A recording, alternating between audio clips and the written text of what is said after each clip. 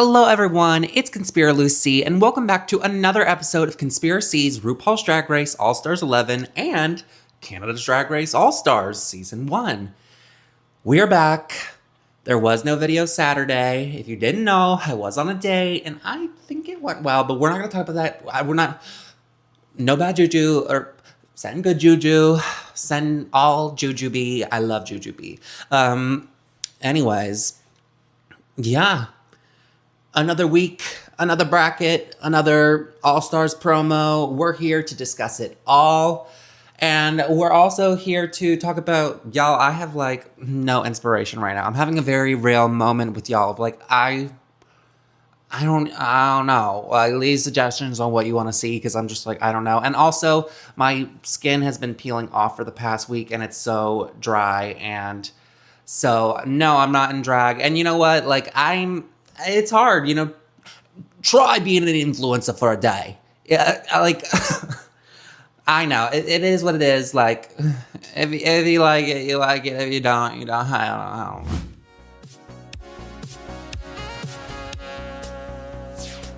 Anyway, so this episode was kind of that same vibe. I think the girls brought the energy, and I think there was actually some chemistry. Overall thoughts on the beginning of the episode. So we're starting off with All Stars 11, right? Overall thoughts on the beginning of the episode.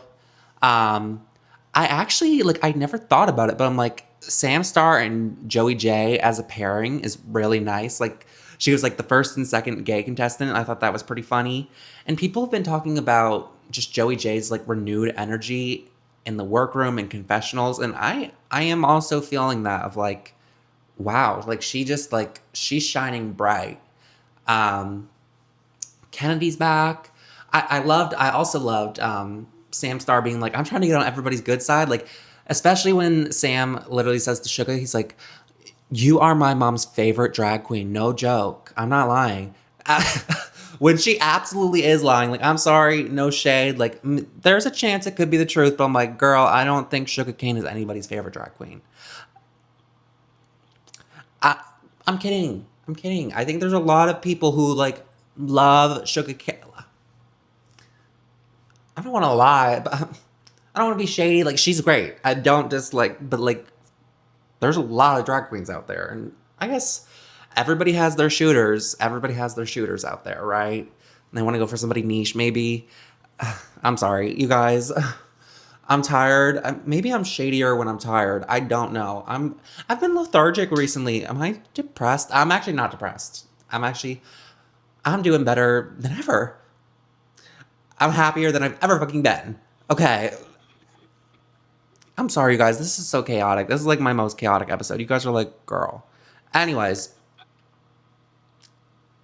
Did anything else really happen significant?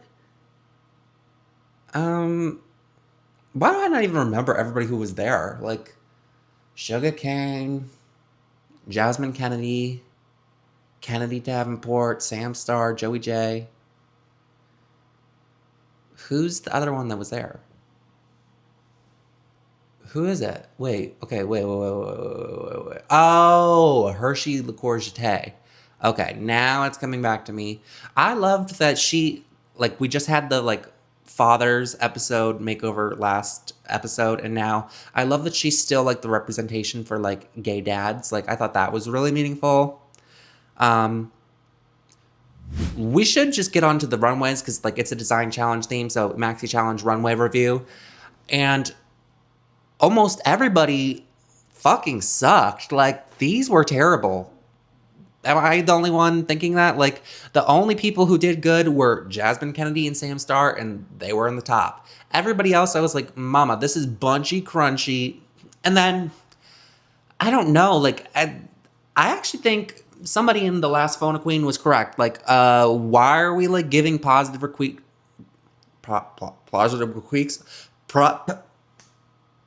Why are we giving positive critiques to Kennedy Davenport on that outfit? That was not good. I would say the outfit she made in All Stars 3, that green velvet outfit, was better than this. This was not good. so we don't need to give it positive critiques. I think the only one that was like sort of salvageable was Joey J's, but even that was like, I don't know, there was like a weird like gray strap above. Girl, let's get into everybody. Here on Conspiracies, if we like a look, we enact it, which means it's going into law. And if we don't like the look, we veto it, which means it's not going into law. And starting with Hershii LiqCour-Jeté, veto. I'm sorry, guys. I'm on one today.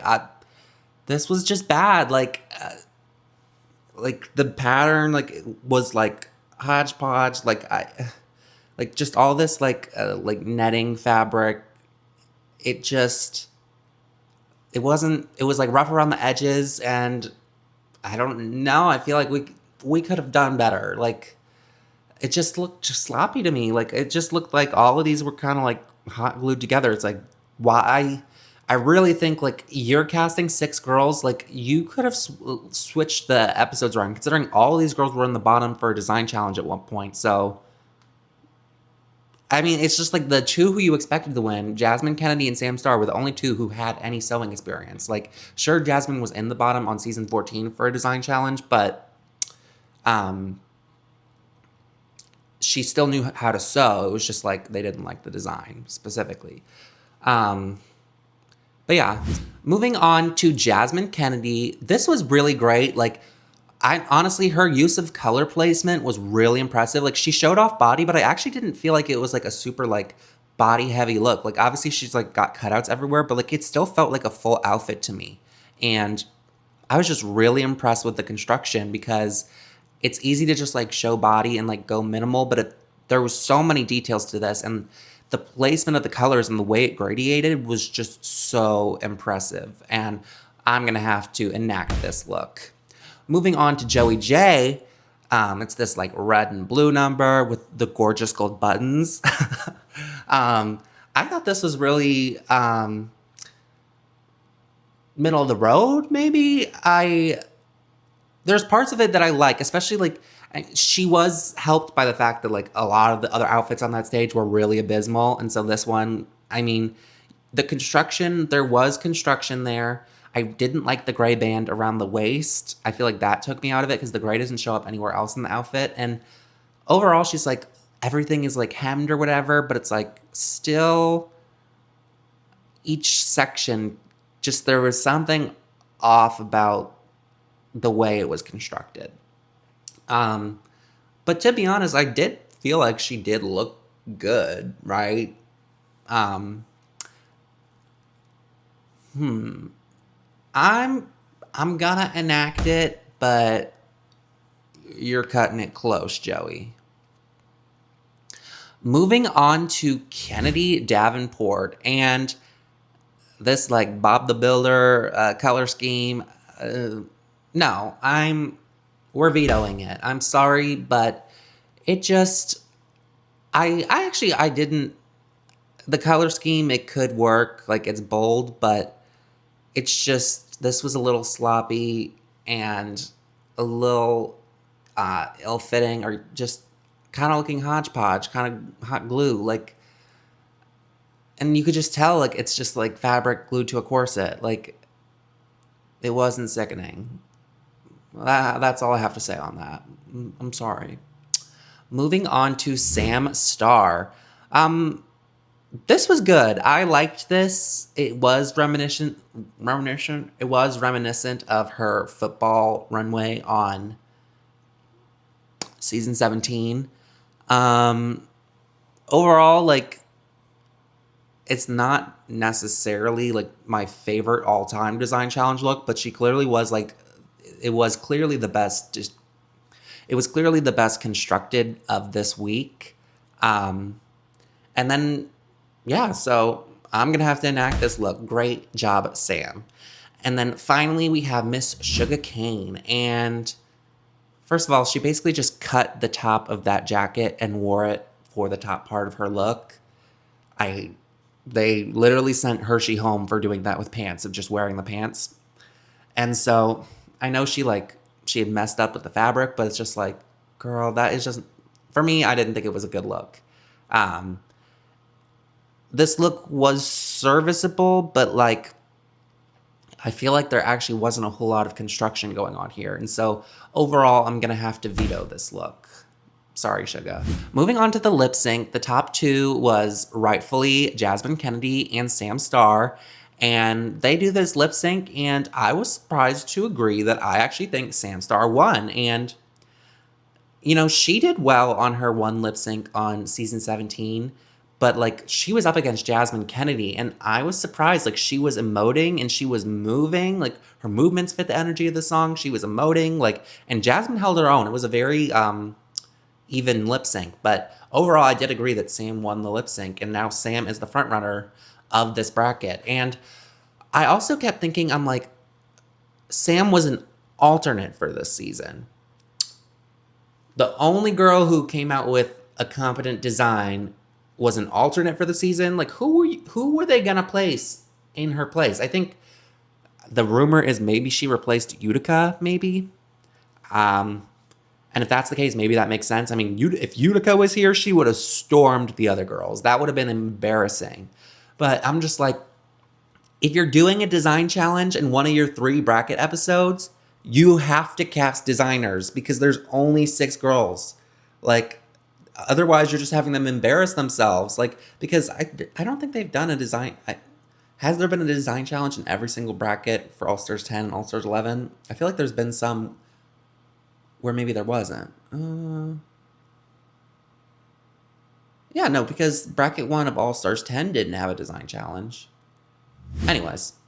So yeah, overall, I think this is a competent start to episode, or to bracket 3 of All Stars 11.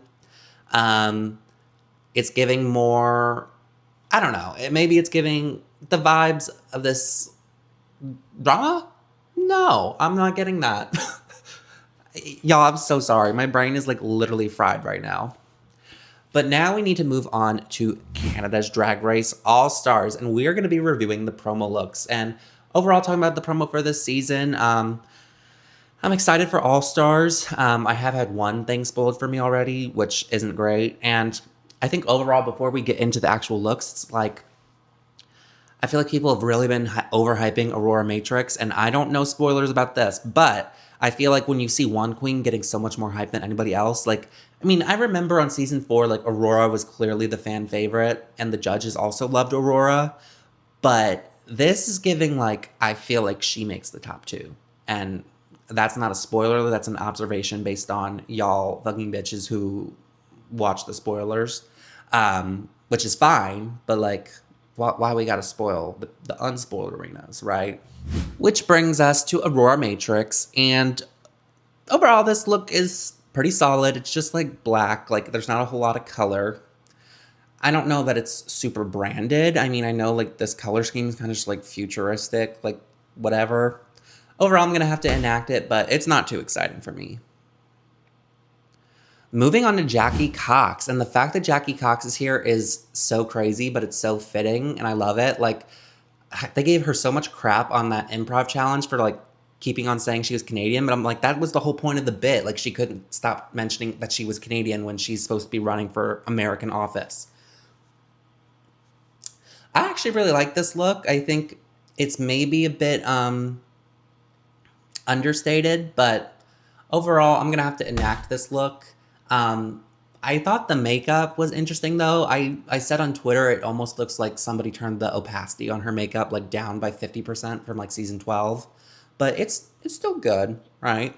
Moving on to Jada Shada Hudson. And, you know, she's got like this whole wireframe look. I thought this was pretty cute, pretty serviceable. I'm excited to see her back. I wonder if any more ghosts are gonna fuck her. Maybe there'll be like I'm not gonna say that.